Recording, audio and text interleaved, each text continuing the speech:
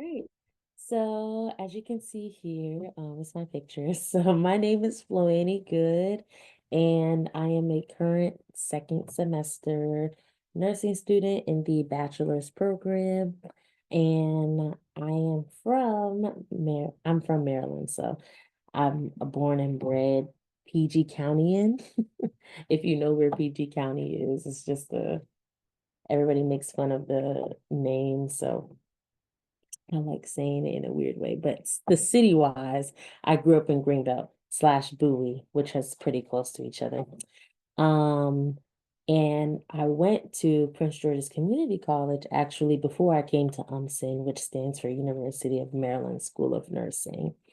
And that's where I completed all my prerequisites, such as anatomy 1 and 2, chemistry, English courses, communication courses, and etc. And it was a really good process. Like I really, really loved the allied health portion that I learned from PGCC. And I'm also loving the nursing portion that I'm learning from UMSN.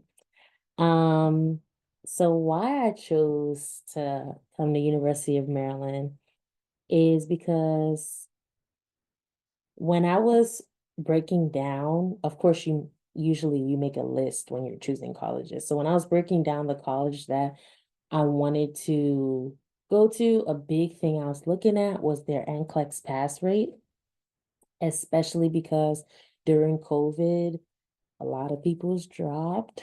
And the percentages are on MBON, which is Maryland Board of Nursing. So I was able to see the other schools in Maryland, like what theirs was compared to what University of Maryland was.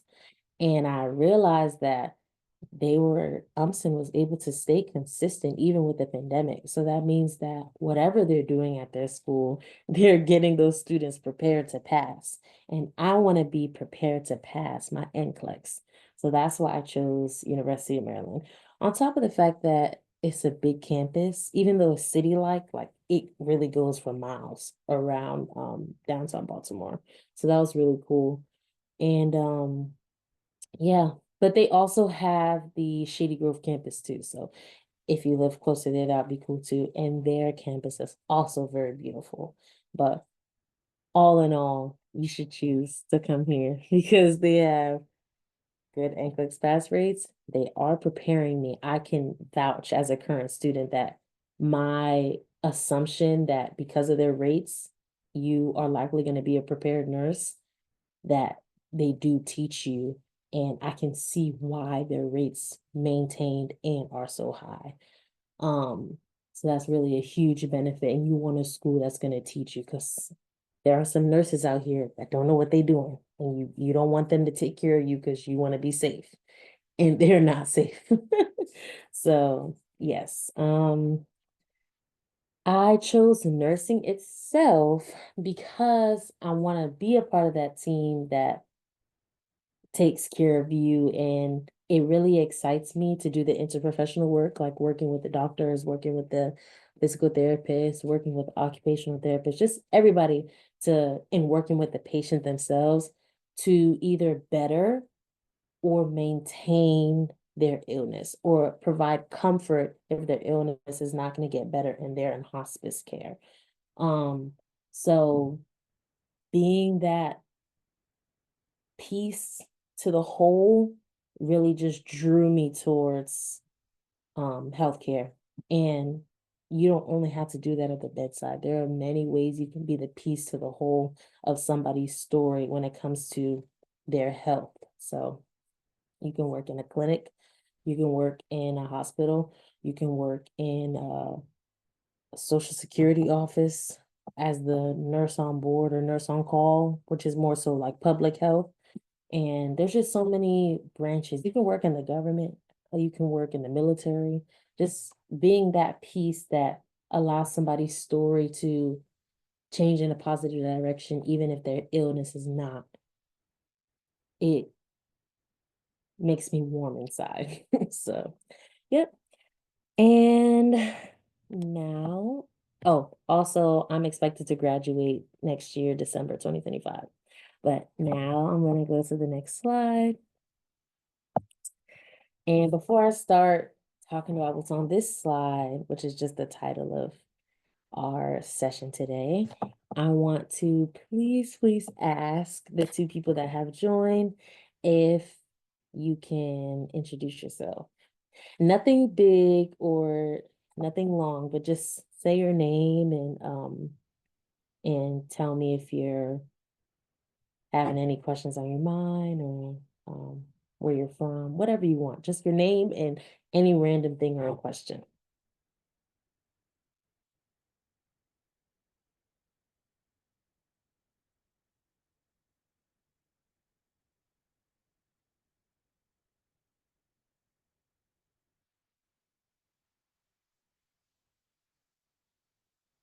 Let's see, chat. Okay, Tyra said, how should we be preparing now before I start nursing school? Things I should be studying. And Ibidola, did I pronounce is the name here a combination of your first and last name, or is part of it just your first name? Can you confirm that for me, please? Oh, it's your first and last name. Okay, can you type in the chat which one is your first name? Okay, call me Dolly. Okay, I can call you Dolly. Um, Ibidolapo. Ibidolapo. I don't know if I'm saying it right, but I will say Dolly since you said call me Dolly. But thank you for writing your first name in the chat. I appreciate it. Okay. All right. So to answer Tara's question, I see a lot of students asking this. And honestly, there's no direct answer. I would, of course, recommend you refreshing your mind on the anatomy and physiology of the body because that's what nursing is. You need to know about the body in order to take care of the body. But there is no clear-cut thing that will prepare you for a new environment. What you can do your best of is having your fundamentals of good studying techniques that have worked for you before, but being able to adjust because that might not work for you like it did in the past. And I've said this throughout all the workshops that being adjustable and being open to change and compromise is a key piece. So if you want to study something, you can study yourself and see your habits, and then work forward to adjust those habits so that you know when you get to school, you're like, okay, I'm prepared to move differently if my grades show me that I need to, or if my professor has already explained to me that I need to change the way I used to go about school. Take the recommendations seriously from your professors and from your team and your counselor, which is a part of your team, and just the people that are there to advise you. Really take into account that what they're saying, you're not the first person that they've said it to. So if other people have been successful with their advice, you should try their advice too. And really work hard to not stick in one spot. Because when you stick in one spot, it can be a tough battle for you to receive the different type of learning that is nursing school. So that's why I say you got to be adjustable and you got to be willing to take people's advice and to compromise your mindset. So you can study yourself so that you can learn how to do those things before you get to nursing school. But the only material wise that I would say study up on is anatomy and physiology. Knowing that would be important so that you know kind of the basics of the body before you learn about how to take care of the body. All right. Oh, okay, Dolly, you have the same question. All right, well, thank you guys for giving me a start question. This workshop, though, is not really about studying and preparing for school itself. It's more about your outside life, that balance. So, managing stress and staying organized as a nursing student. This applies to every semester and probably every healthcare, not healthcare, every STEM major. Excuse me. Because stress and staying organized, when you have so many things that you have to worry about, it can be hard. Like, we got to be honest with ourselves. It's not uncommon to be stressed, even when you don't realize that you stress. It's not. But when you stress and have to not take care, and have to stay organized with all your work, that double whammy kind of situation is what will make it hard. So because you're dealing with both of those in nursing school, I'm here to give you guys a little bit of advice with the lovely helps of my clouds, which are prompts.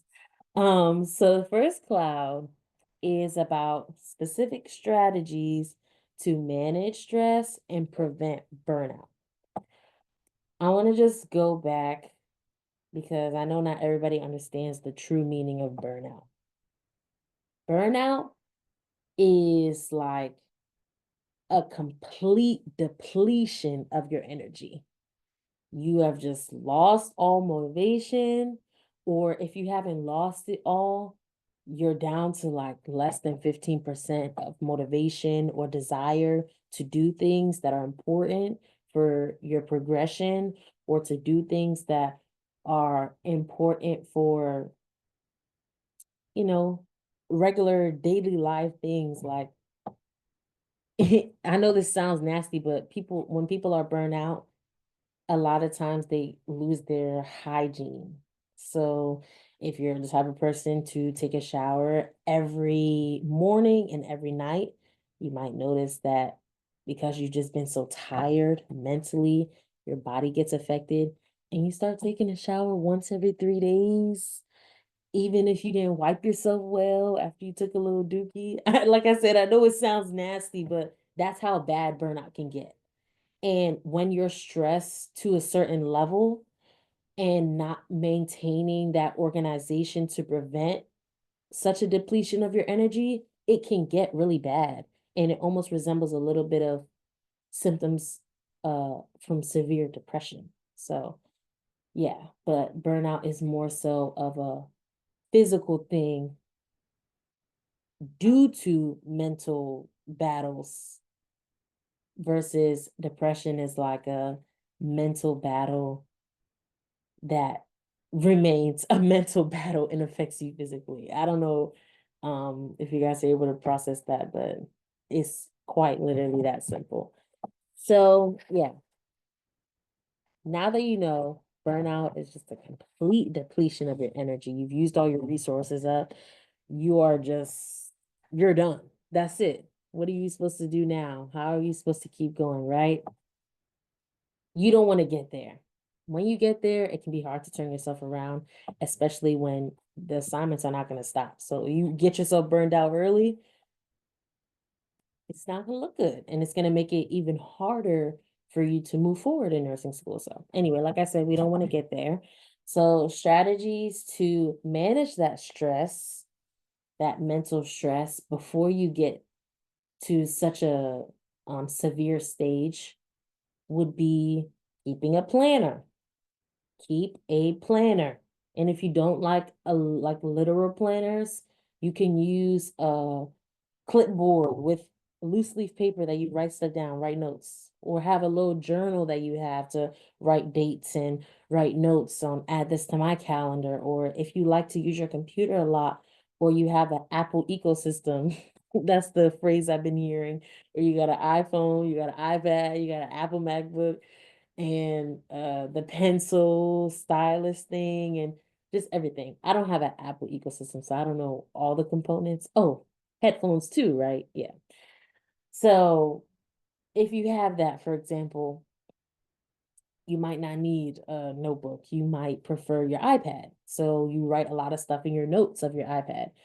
In your classes, you might hear a professor, well, this is, yeah, actually, these strategies of managing stress and staying organized as a nursing student, we're speaking in context that you are already a nursing student, even though you guys' semester has not started yet. So say you're in class and you know that when you forget what your professor says, it really irritates you.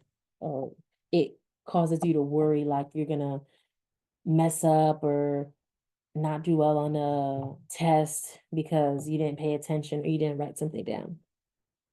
Write it down on your iPad, or write it down in your notebook, or type it up in your computer. Whatever, like I said before, when you guys asked me that initial question about what to study before nursing school, and I said study yourself, study your habits so that you can adjust them. If you know that you have a habit of doing things a certain way to make sure you remember key information or remember dates, times, and all that stuff, like setting alarms or whatever the case may be, use that. See if it works for you while you're in nursing school. And if it's working, keep it. If you know that before nursing school, it has always worked for you to um, keep little sticky notes on your mirror, or keep sticky notes in your car, or keep sticky notes within your journal pages, writing the information that is easy for you to forget. Like I said, dates or messages that your professor might have delivered in class. Use it, try it. If it's working, keep going with it, because you don't want to be in a situation where you throw out everything you've done before and now you're just like, let me start fresh. Let me try things, and then they end up not working for me. And then I'm stressed because my methods that I'm trying for the first time are not working for me. And now that extra stress because you don't know what to do, and the assignments keep rolling in, and the studying has to keep happening, and the quizzes and the tests and then you in the third month of school and you're on the brink of not passing because you try to use something that you're not used to and you didn't change it in time, you did not maintain that adjustability that I mentioned. Now you're burning yourself out because you're depleting your energy, because you're using more energy using a thing that you're not used to, and getting results that you you what would be the best way to put it? Getting results that don't secure your passing. So all of that extra energy is not making you prosper, it's making you fall. So yeah, and that falling manner is what can lead to burnout. So like I said, a really, really important, that whole scenario is just for me to emphasize the really, really important strategy of keeping tabs on information that you may be keen to forget, which is things like dates and things like messages that your professor may have delivered during class, because class is only once. You could even record class if that's something that helps you. Record it so that you have the opportunity to go back and listen. So, yeah, that would be my biggest thing. Keep a screenshot of the moments. Not a literal screenshot, but writing something down is kind of like a screenshot of the moment to me. So keeping tabs on what you're being told and keeping the information down so that you can always go back to it and refer to it, or record it so you can always go back and listen to it. So yeah, I think those are big, big strategies for managing stress. Um, the next, do you guys have any questions about what I just said? Or you feel like those two strategies, you kind of understand where I'm coming from?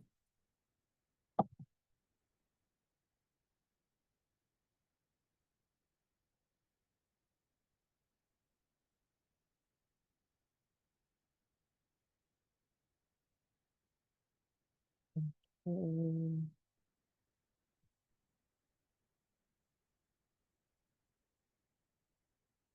all right. I'm just gonna take that as okay.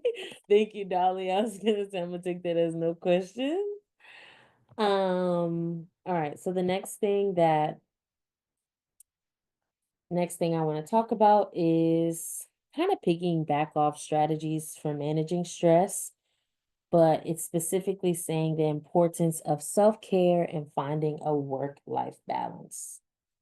That is harder said than done. I mean, it's easier said than done. Because if you don't practice self-care before nursing school, it's hard to implement it while you're in nursing school because you're not used to that routine, rather than somebody that's used to getting their feet done every 2 weeks. While they're in nursing school, they don't have time every 2 weeks, so they do it once a month, but they've already been used to getting their feet done. So it makes it like an easier transition, even though it's a wider interval for you to do that self-care activity. So I would say in the process of you studying yourself to see your mannerisms and your habits when it comes to schooling, you can do the same thing for self-care. Right now, you still have some time before the semester starts, so finding what works for you, like if you really love reading, getting a set of books that you make sure you can read during nursing school for a semester, excuse me, or if you know that you like to go to the mall, um, scheduling ahead of time how often you're gonna make that trip, or if you like to go on walks, like finding places where you can walk within the vicinity of the school or within the vicinity of your home. And these are all methods to create a new way to care for yourself or a new way for you to enjoy time with yourself so that you can just get your mind off of school when the time comes. But if you already have things that you do, like I'm gonna actually ask you guys to participate in this one because I think everybody does widely different things for self-care. Like it's a common term. And of course, you say things like watching shows, which you can still put in the chat. I want you guys to put self-care things that you do in the chat, or self-care things that you would want to do, but you haven't made time for in the chat. Tyra and Dolly, please. I just want to hear kind of where your mind is when you hear that term and piggyback off of the things that you list. So while you guys are thinking, or while you're typing 2 to 3 self-care things that you find yourself doing or that you would want to do, I'm going to move on to the finding a work-life balance. And I hope that by the time I finish explaining that, you guys will have typed in um your self-care methods. But yes, like I said, I'm gonna move on and respond to the second half. When you get to school, some people think they have to quit their job. Some people keep working and are able to maintain it. Some people maintain their, when I say maintain it, I mean maintain their hours and getting good enough grades at school. And I would emphasize that you are not gonna be like anybody else. Of course, you can be similar and you can be like 60% similar. I mean, not 60% similar, 60% on the same page as how they moved about their job, but it's not going to be the same. Like the 60% ratio that I'm referring to is like somebody that says, oh yeah, I'm still able to work 2 days a week. You can be like, I can still work, but not 2 days a week, one day. You get what I mean?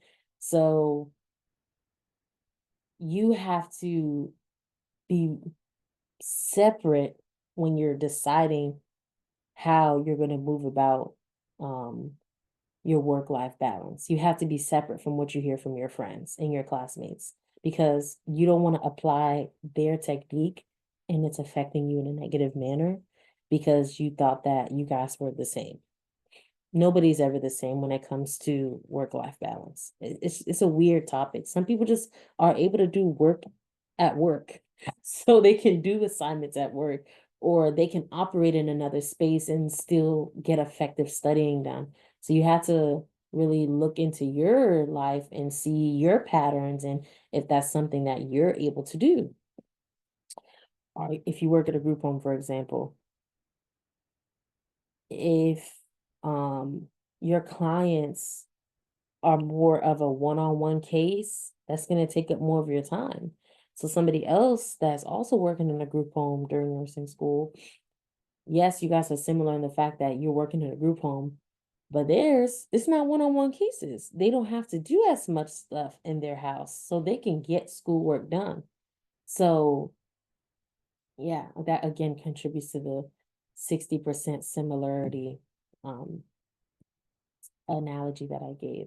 But yeah, when you start school, it doesn't mean you have to quit, but you do have to analyze and see if this is something you can maintain or this is something you're going to have to drop because trying to keep it and you can see that you're not maintaining it, it's just going to affect you negatively.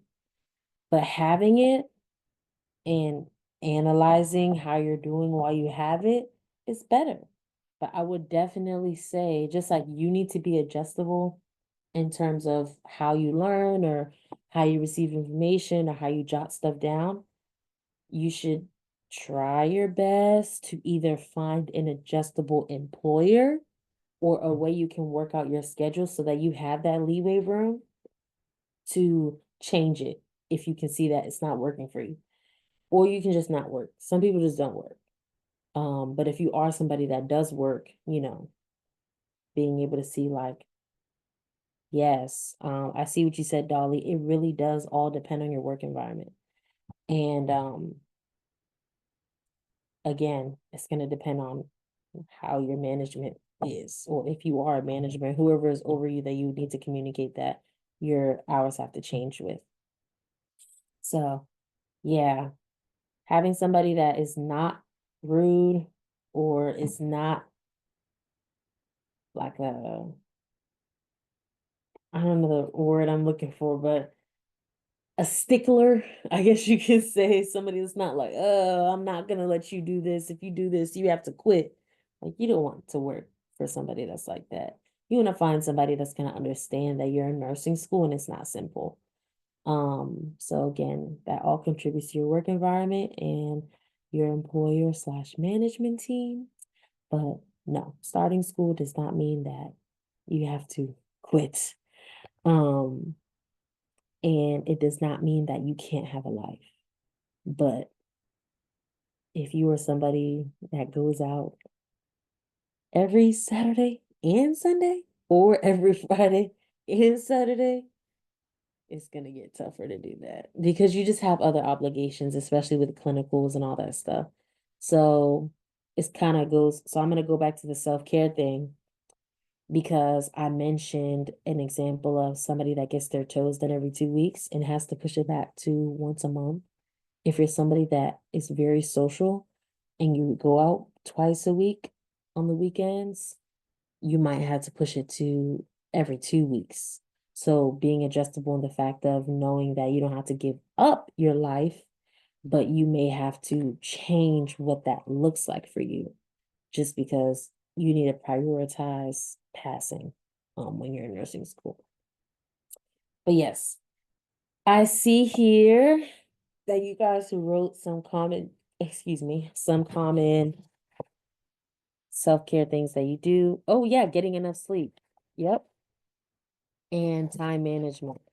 So I wouldn't say time management is a self-care thing. I think you would need time management to implement your self-care activities, which like you said,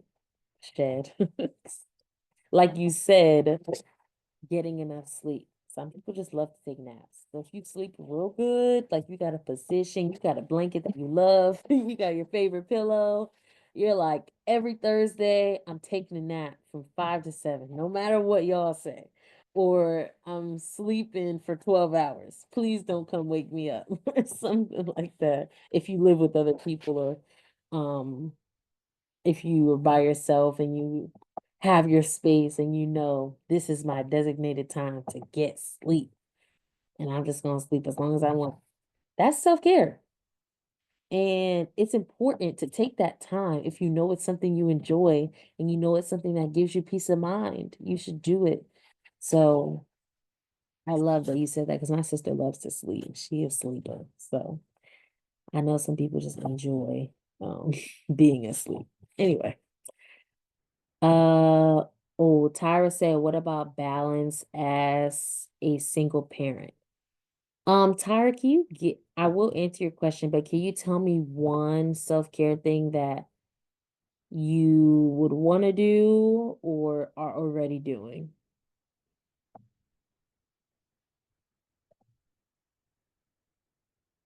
Oh, okay, so the pedicure aligns with you. Okay, yeah.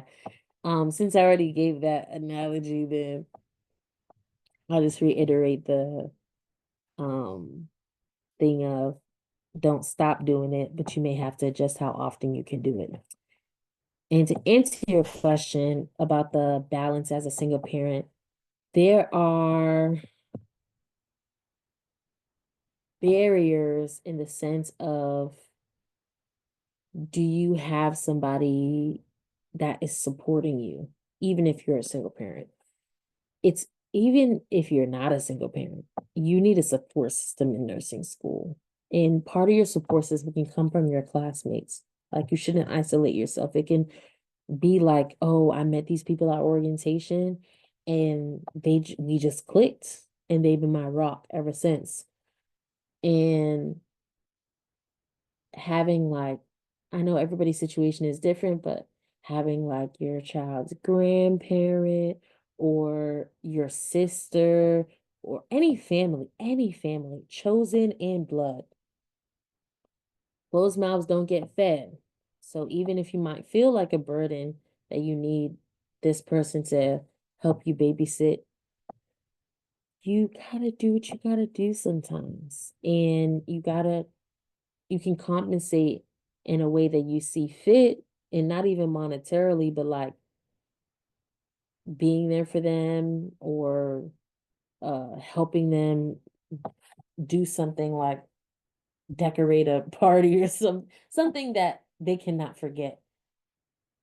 That is sometimes enough for a family member or enough for um a friend or whatever the case may be to say, oh, you were there for me in this way, or I can always count on you in this way. So why would you ever hesitate to ask me for help? You know, if you need help, you need help. And also, the school provides support too, like the counseling center, they can help guide you through that process. Somebody can help talk you through how to make that schedule like, okay, I'm a single mom. I have class these days. Is there anything um or anyone that can help me care for my child in this time when I'm in class? Is there any like they can talk you through that. So I would definitely say using them as a resource because it can be very stressful. So just getting that stress off your chest with your words is usually always helpful. But it's not impossible. There are so many single parents in my class, in my cohort. So you don't have to think of having a kid is end all be all. Like you're not going to be able to get through school. No, you can get through school and successfully at that.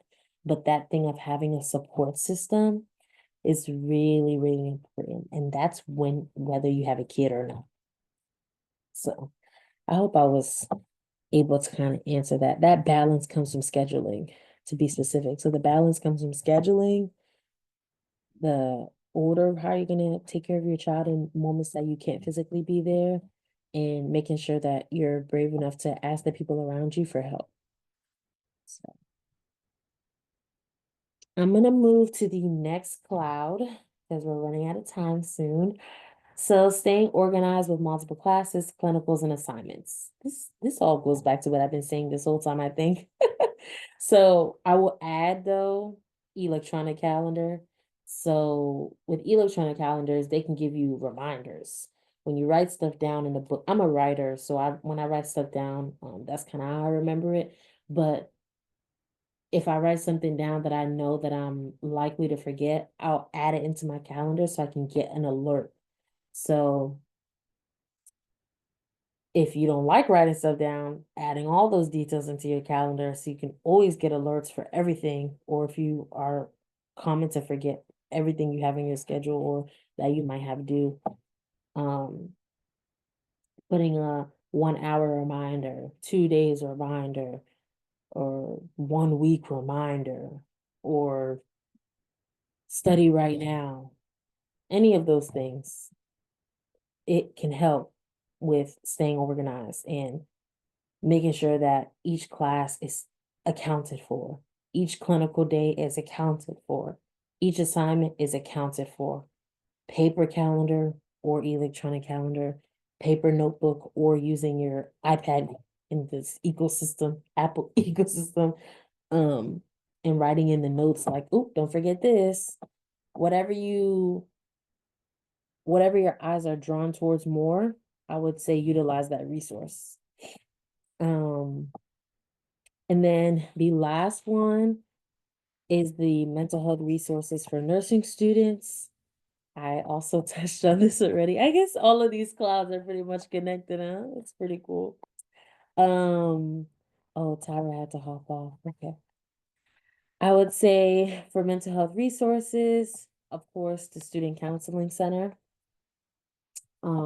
You're able to get, I believe it's a certain number of appointments that you max out, but they have a liaison that can help you get a therapist outside of school.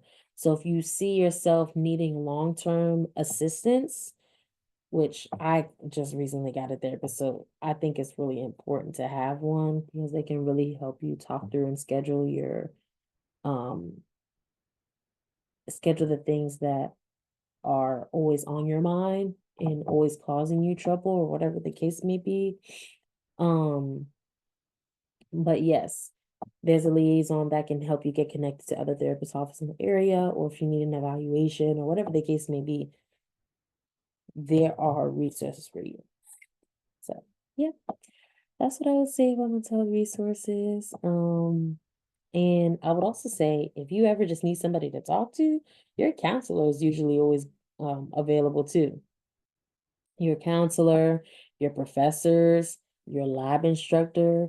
If you feel comfortable with somebody, I wouldn't hesitate to open up.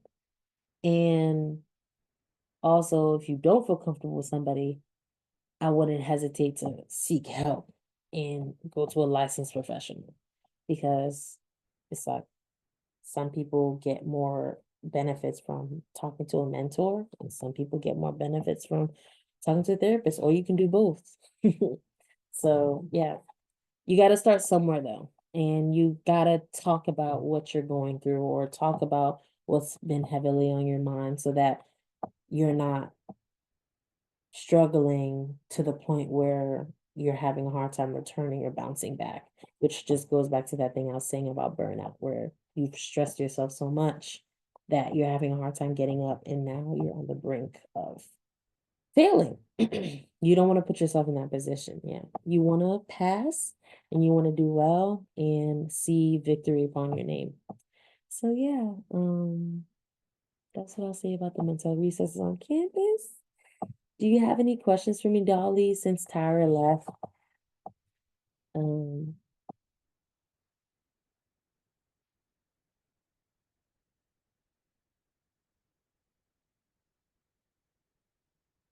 No question. hmm, Thank you for your time. of course. Oh, you said no question. Okay, okay. I thought you said quick question. I was just sitting there waiting. Alrighty then. Well, if you don't have any questions, I really appreciate you staying on. I really, really do. It means a lot. And